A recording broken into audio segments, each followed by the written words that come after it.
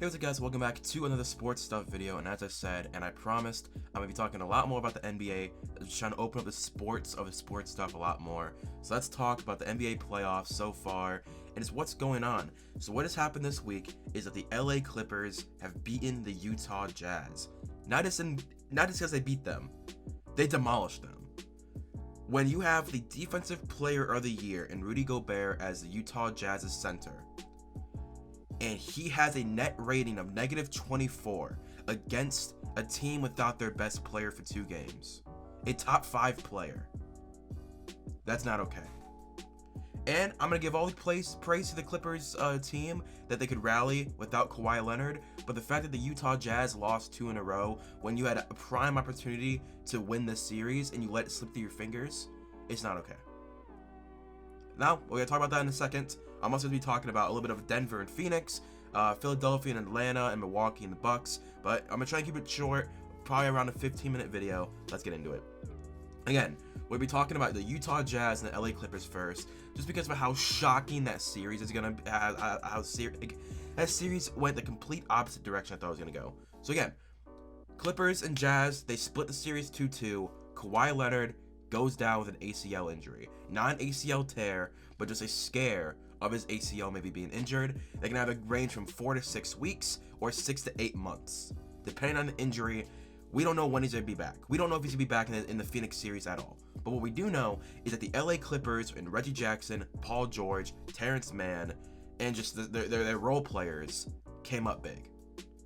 They finally played how the LA Clippers were expected to play the last 2 years. They played team offense instead of ISO offense with Kawhi and Paul George. They said, hey, we'll be playing as a team, lots of assists, lots of passing, not as, Kawhi Leonard who goes up the court, dribbles for 5 seconds and then shoots. Not as Paul George dribbling for 8 seconds and then shoots. It's actually be passing the ball, finding the open shooter, like what all these other teams are doing, instead of just our stars being stars. Which is awesome. But the problem that I find is, Terrence Mann, a 23-year-old on his rookie contract, played better than Defensive Player of the Year Rudy Gobert. Rudy Gobert was putrid these last 2 games. Donovan Mitchell, can't talk shit about him. You cannot talk bad about Donovan Mitchell the last 2 games. You can't. Donovan Mitchell the last 2 games was fantastic. He played exactly how you needed him to play. Jordan Clarkson played phenomenal as a 6th man. You can't talk bad about those 2 players. But you can talk bad about Joe Ingles, Bojan Bogdanovic, and Rudy Gobert. The thing is, Rudy Gobert is the Defensive Player of the Year, so I'm going to hold him at a higher standard than Bojan Bogdanovic and Joe Ingles, who are just starters. Rudy Gobert had a net rating of -24 against the Clippers the last 2 games. The Defensive Player of the Year was getting dunked on, was getting shot on, was getting dribbled around on. That's not okay. And the problem is that the Utah Jazz could have pulled him out and put Jordan Clarkson out on the court. What the lineup should have been the last 2 games is Jordan Clarkson, Donovan Mitchell, Joe Ingles, Bojan Bogdanovic, and I don't know, Mike Conley / Monte Morris. One of those 2. I know Mike Conley was injured and he came back for the game 6 because it was an elimination game. But that's what the lineup should have been. Or you could have thrown in Derek Favors. You could have thrown in anyone that could stretch the floor at the 5 position. But the Utah Jazz are paying Rudy Gobert $35 million a year. He's a Defensive Player of the Year. He's the anchor of their defense, quote unquote. But he got exposed. He cannot close it on shooters quickly on the arc. And when he does close in on them, it's slow, so they can just easily dribble around him and go to the paint. Again, this is not a slight on how good the Clippers played. This is Ty Lue did what Doc Rivers cannot do in the playoffs. He adjusted. He said, "All right, we don't got Kawhi. All right, Terrence Mann is gonna attack the paint. Paul George, we're not gonna be doing ISO with you constantly. We gotta play a team offense, pass the ball around, and we're not gonna shoot constant threes. But we're gonna shoot threes at a rate that makes Rudy Gobert uncomfortable." And that's perfect. That's perfectly how you can play this team. So the Utah Jazz completely just fell apart the last 2 games defensively. Donovan Mitchell and Jordan Clarkson, you cannot hate on them. They played amazing. They played as good as you want them to play. It's just that their defense fell apart because Rudy Gobert is not, in my eyes, the Defensive Player of the Year. He should not have won it this year. I'll say it. I was not a fan of him winning Defensive Player of the Year. I thought that was way based more on his name and his skill that he played this season. So again, Clippers beat them 4-2, moving on to the conference finals against the Phoenix Suns, my underdog Phoenix Suns. They're not my team, but I'm rooting for them this entire playoffs. I've been rooting for them. I want Chris Paul to win a ring really badly. So the fact that they're in the prime position to at least take a game away before Kawhi returns, it's exciting. Again, Phoenix beat the Denver Nuggets 4-0. Without Jamal Murray, the Nuggets were really just star-centric, and the role players were not as good as they were in the first series against Portland. What I will say is that the Denver Nuggets have a very bright future. When Jamal Murray returns, this team is easily going to be a conference finals team, maybe even a finals contender, but they're definitely going to be in the conference finals next year, just based off of talent alone. I don't know if the Lakers are going to be able to, retain a lot of talent. Portland's probably going to blow up. The Mavericks, I don't believe in the Mavericks right now with KP, and Memphis is just really young. I think the 5 teams that could contest for the Eastern, sorry, it's not the Western. The Eastern, oh no, it's the Western, yeah, the Western Conference Finals are going to be the Denver Nuggets, the Phoenix Suns, Utah Jazz, the Clippers, and probably the Lakers. That's probably the 5 teams I'd put as they're going to be in the second round of the playoffs, maybe the third. But the Phoenix Suns are without Chris Paul for at least the first game because he is currently in the COVID-19 protocol stuff. There were rumors that he was vaccinated, but apparently he wasn't vaccinated, because if you are vaccinated and you get a close contact with someone, you don't go through the COVID-19 protocol, like the health and safety protocols where you get to sit out for 2 weeks. You don't go through that when you're vaccinated. So I'm guessing Chris Paul was not vaccinated yet. By the way, go get vaccinated. But apparently he was not vaccinated, meaning he had to go through the 2 weeks. Hopefully he doesn't show any symptoms, meaning that he can return sooner than the 2-week limit. But if the Clippers and the Phoenix Suns face tomorrow, without Kawhi Leonard, without Chris Paul, I like the Phoenix Suns beating the Clippers in Game 1. Only because the Phoenix Suns have the balls to do what the Jazz won't. They'll take out their star center. If DeAndre Ayton is getting beat up on by the exact same way that Rudy Gobert was, where they were stretching the floor and he wasn't able to close in on shooters quick enough, they'll pull him off the floor. They'll say, hey, DeAndre Ayton, this ain't your game. We're going to pull you. We're going to throw in Cameron Payne, Cam Johnson. They had a whole bunch of shooters. All the Ayton and Cam Reddish, I think, is on this team. I don't remember. He hasn't really played a whole lot. But they have shooters. And they have defensive players in their bench that if the Clippers start abusing DeAndre Ayton, they'll pull him off the floor. Because they have the balls to do that, because DeAndre Ayton is just a player to them. He's not, they're not paying him $35 to $40 million a year, and he's not the defensive player of the year, quote unquote. They have the balls to pull him, and I like that, because if they need to pull him, they will. But I don't think DeAndre Ayton's gonna have the problems with Rudy Gobert. I think DeAndre Ayton is a very flexible, very vertical, and very just fast center. I think he'll be able to close on shooters good enough where he can actually play. I think they want to get all their stars playing right now, because if Chris Paul's gonna be out Game 1, they gotta have DeAndre Ayton in his offense and his defense. He's really improved in both areas. He's a lot more efficient. But the Clippers, I don't think they can beat the Suns just because of Devin Booker. I think Devin Booker is better than Donovan Mitchell, and Donovan Mitchell was cooking them. So if Devin Booker can go off like he did earlier in the first series against the Lakers, where he had 40 or 50 points, if you can have that kind of performance, they should have no problem. When Chris Paul got injured in the Lakers series, Devin Booker picked up his pace, dropped 45 to 50 points, and they won. So I think if need be, he can pull a Game 2, Game 3 Lakers series in the Western Conference Finals and steal Game 1. Paul George has got to play really good defense against him. Hopefully they put Paul George on him.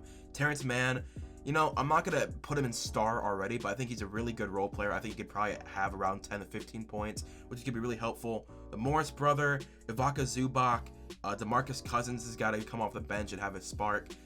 This is going to be a very hard series for the Clippers. I think it's still going to be Suns in 6. When Chris Paul returns, I think they'll easily win in 6. They're not going to sweep them. They're not going to gentlemen sweep them. I think they're going to win in 6, just straight up. Okay, moving on to the Eastern Conference with Philadelphia and Atlanta going into Game 7. Trae Young, I'm rooting for Trae Young. Again, the two teams coming into the playoffs I said I want to see meet in the finals are the Phoenix Suns and the Atlanta Hawks. Only because it's two guards that are very young and are stars, are superstars in this league, but are constantly doubted because their teams have not been good in their career. And they're getting blamed for their teams being bad, meaning that they're bad. But both of these guys have been playing amazing in their career. So I'm very happy to see the Atlanta Hawks and the Phoenix Suns have playoff success. Obviously, the 76ers did tie the series last night. They're playing tomorrow, Game 7. I'm excited to see what Trae Young can do. The thing is, Ben Simmons has got to play better. I'm going to have a whole nother video about Ben Simmons. I think Ben Simmons is very overrated. I think he's not bad, but he's not $35 million a year worth. You know what I mean? He's definitely good. He's good enough to start on teams, but he is not the star you need going against the Atlanta Hawks Game 7 with Trae Young on fire. So this series, I'm going to predict the Atlanta Hawks to win it. In the very beginning of the series, I said the Philadelphia 76ers will. I easily said the 76ers will win in 6, but the fact that the Atlanta Hawks are showing so much grit and Ben Simmons is showing so much like error in his game, so he's not attacking the basket. Because if he gets fouled, he sucks at shooting. He's in a drought right now. So his one thing he can do, which is drive the lane, he's not doing it. And defensively, he's fine, but he's not what he usually is. So I'm excited to see how this series ends. Hopefully the Atlanta Hawks can close it up in 7. I'd love to see the Hawks win, just because what a good story that franchise would have. They'd go from one of the worst teams with Trae Young to now in the conference finals for the Eastern Conference against either the Bucks or the Nets. I would love that storyline. But moving on, the Milwaukee Bucks and the Brooklyn Nets. Oh, what a series this has been. I've genuinely loved this entire series just because of the offense and defense that both teams are playing. KD, I feel bad for him. I really do feel bad for Kevin Durant. He's putting up star numbers, and it's just not working, you know? His team is injured constantly. With Kyrie and James Harden going through injuries. James Harden at least is playing. He's trying to play. He's not doing great. Like, he's still injured. It's very obvious, but he's playing because he's like, hey, this is an elimination series. We got to make it to the conference finals. Otherwise, the season is seen as a failure. But I think the Nets are gonna be able to pull this out. If Kyrie and James Harden are still hurt going into the conference finals, I would put either the 76ers or the Hawks as the favorites. Whoever wins that series is going to be the favorites. If the Nets win this and Kyrie and James Harden is still hurt, hopefully they're not hurt. I want to see a finals and a Western Conference and like a conference finals where there's no injuries to the major superstars. That's all I want to see. I want to see James Harden, Kyrie, KD all healthy. I want to see Chris Middleton, Drew Holiday, and Giannis all healthy. I want to see everyone on the Sixers and Hawks, Suns and Clippers. I want to see everyone healthy. It's so much fun to see more when the stars play. But Bucks and Nets, I think the Nets are gonna be able to close out in 7. I think KD's gonna be like, hey, backs to the wall. I'm gonna drop 50. If KD dropped 50 in this game, I would not be surprised. If Kevin Durant dropped 50, I would not be surprised. If James Harden dropped 25, knowing he's injured, and he still is like, hey, I'm gonna play through this injury, I'm gonna score as many points as I can, and drops 20 to 25, inefficiently still, but still drops that much, I would not be surprised. If Kyrie limped onto the court with a crutch, I would not be surprised, because this team wants to win a chip this year. And the Bucks, I just don't think they're gonna be able to close out. Budenholzer's been really bad. I would not be surprised if the Bucks lose tonight. It's actually tonight. Yeah, it's tonight in like 20 minutes. If the Bucks lose tonight, I would not be surprised to hear that Budenholzer was fired already. Like the next day, tomorrow, I would not be surprised if it was Budenholzer was fired and Rick Carlisle was coming in. I would not be surprised at all. But that's my read on the playoff series. Again, conference finals, the Clippers and the Phoenix Suns, and I think the Suns are gonna be able to win that series and go to the finals, hopefully. And for the 76ers versus Atlanta Hawks, Game 7, I think the Hawks are going to be able to close out in 7, and the Nets will be able to close out in 7. And in that series, if everyone is healthy, it's the Nets in 7. Like, I think no matter what, Atlanta and Brooklyn Nets are going to go to 7. I think the Nets will be able to pull that out. And that'd be Phoenix versus the Nets.